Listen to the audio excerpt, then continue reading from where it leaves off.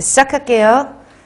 오늘부터 모의고사 문제풀이를 시작할 텐데 오늘 1회부터 시작을 하도록 할게요. 그리고 일단 문제들은 제가 문제풀이는 항상 누누이 말씀드리지만 여러분들이 공부하신 내용들이 머릿속에 있고 그거를 이제 확인을 하는 시간이라고 보시면 되고, 여기 나와 있는 문제들이 동일하게 나온 거는 아니잖아요. 그래도 동일하게 나온다는 것을 배제를 하고 이 파트가 중요해요, 이런 파트들도 좀 알아두셔야 돼요 라는 것들로 문제를 제가 수록을 했기 때문에 여러분들이 어렵게 생각하는 문제들은 없으실 수도 있어요. 그래서 그 부분들에서 중요한 내용들을 자기가 잘 알고 있느냐, 아니면 부족한 부분들을 좀 파악하시는 시간들이 되셨으면 좋겠고요.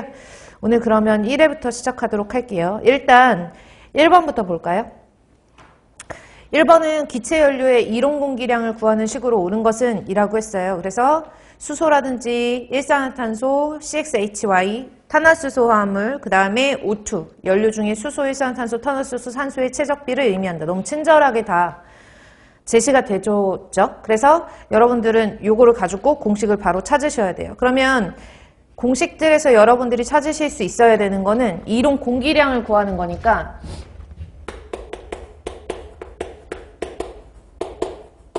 우리가 구해야 되는 거는 이론 공기량이고, 제가 이론 시간에도 이론 산소량을 단위를 잘 보시고, 단위가 지금 미터의 세제곱퍼 미터의 세제곱이니까, 그쵸?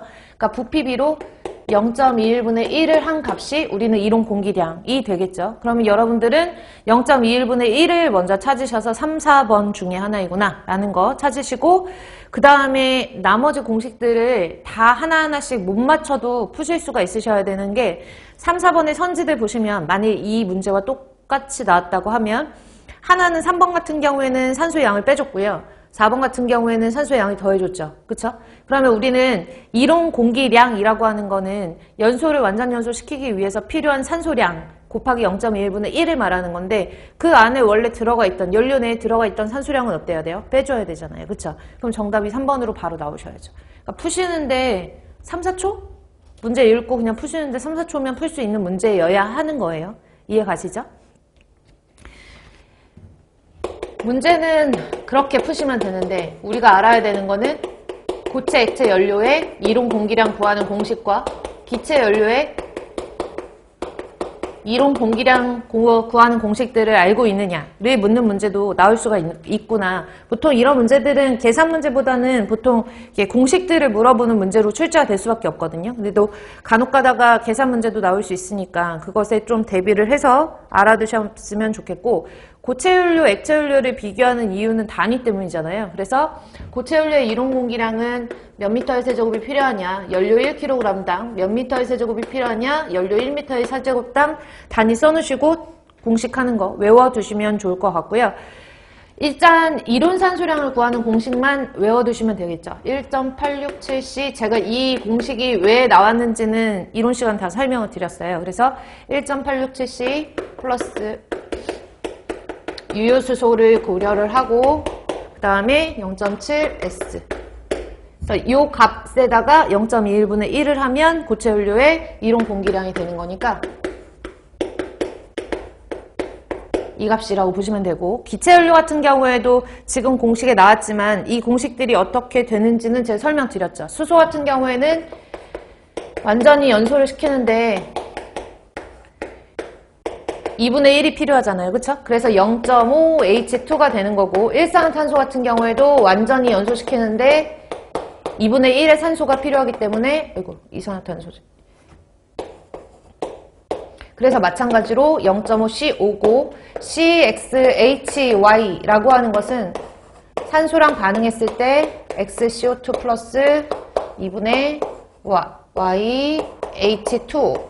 산소 같은 경우에는 제가 계산 집에서 연습을 해보시라 그랬잖아요. 그래서 얘가 EX 플러스 2분의 Y를 2로 나눠야 되니까 X 플러스 4분의 Y가 되겠죠. 그래서 이만큼 X 플러스 4분의 Y 몰만큼의 산소가 필요하다. 그래서 이 공식이 나온 거죠. 그쵸?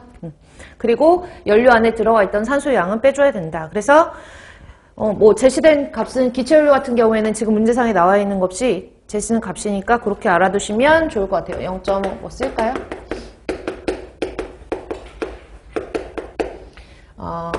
x 플러스 4분의 y cx hy 이런 식으로 계속 더해주시다가 마지막에 연료 안에 있는 산소의 양을 빼주시면 이게 이론 산소량이고 이거 0.1분의 1을 하시면 얘가 이론 공기량이 되겠죠. 그래서 공식 외워두시고 암기해 놓으시고 공식을 이해를 하셔야지 문제를 빨리 풀 수 있는 문제니까 그렇게 해서 답을 체크하시면 될 것 같아요. 그래서 1번의 정답은 3번이고요.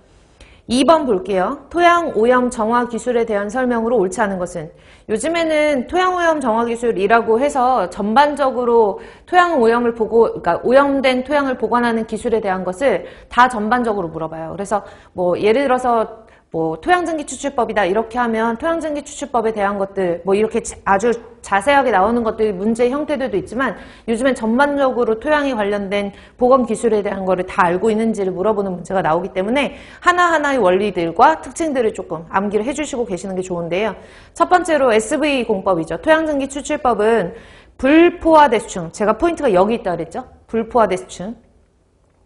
그래서 토양증기 추출법은 불포화대수층 위에 가스 추출정을 설치를 해서 토양을 진공 상태로 만들어준다 라고 되어 있는데 압력 차를 만들어주는 거예요. 토양 외부와 토양 내부에 압력 차를 만들어줘서 고기압에서 저기압으로 공기가 이동하는 성질을 이용을 하는 거죠. 그러니까 공기가 이동하려면 불포화대수층이어야 하고 그 토양 사이에 공극으로 그 증기들을 내뿜는 성질을 이용하는 거기 때문에 증기화될 수 있는 물질을 휘발하고 추출하는 그런 방법이 토양증기 추출법이다 라고 정리를 하시면 돼요.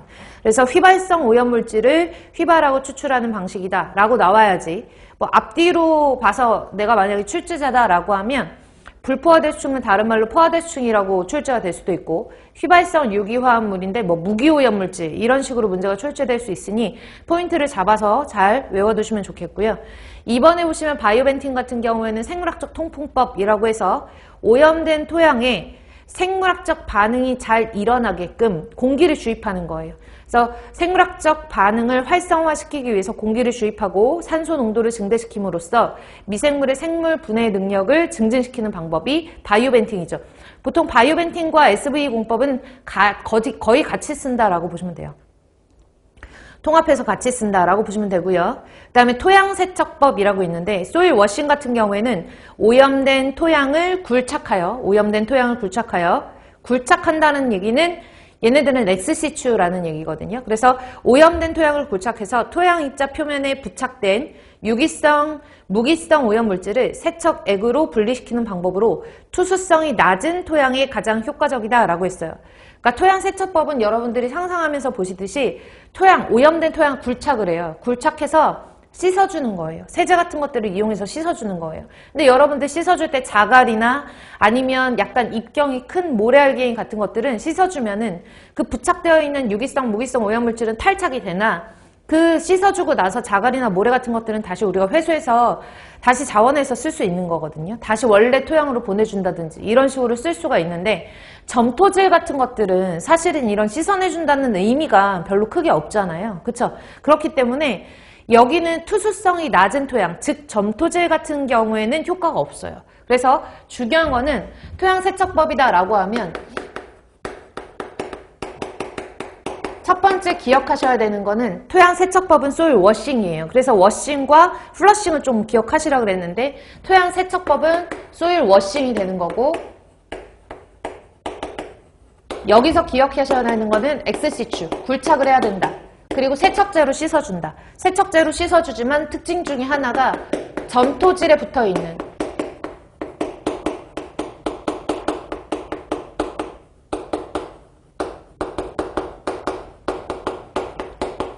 점토질에 흡착된 유기오염물질이다 아니면 무기오염물질이다 에는 효과가 없어요.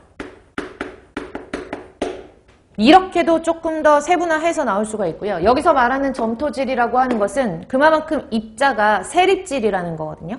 그러니까 세립질이 토양에는 효과가 없고 조립질에 어떤 모래 형태로 되어 있는 사질 토양에 효과가 있는 거예요. 조립질에 사질 토양에 효과가 있다. 그러니까 포인트를 좀 잘 잡아 놓으셔야 돼요. 조립질에 사질 토양에 적용을 할 수가 있고 조립질이니까 투수성이 어떻겠어요? 좋겠죠? 그러니까 말 바꾸면 투수성이 높은 토양에만 적용을 할 수 있다라는 거. 투수성이 높은 토양이다 라고 표현을 할 수도 있고요. 아니면 투수 개수가 큰 토양 이렇게 표현을 할 수도 있겠죠. 그래서 여러 가지 표현으로 됐을 때 여러분들이 그 해석을 좀 잘 하셔서 봐두시면 좋겠어요. 그래서 투수성이 높은 조립질의 사지 토양에 적당하다라고 하는 거 기억해 놓으시고 토양세척법에서는 포인트가 이 정도다라고 알아두시면 되고요. 네 번째 보시면 열탈착법은 오염 토양을 약 100도에서 600도씨까지 가열한다라고 되어 있는데 이거는 휘발성이 강한 물질이나 아니면 열탈착이 잘 된다라고 하면 온도를 굳이 높게 가열하지 않아도 되잖아요. 그래서 100도에서 600도씨까지 가열을 할 수가 있고요. 오염물질을 휘발시키고 배기가스는 가스처리 시스템으로 이송시켜서 처리하는 방법으로 다른 정화 기술에 비해서는 에너지 비용이 돈이 많이 들죠. 또 하나 열탈착 그러면 생각하셔야 되는 건 열을 가해서 처리하는 토양 정화 기술은 모두 XC추예요.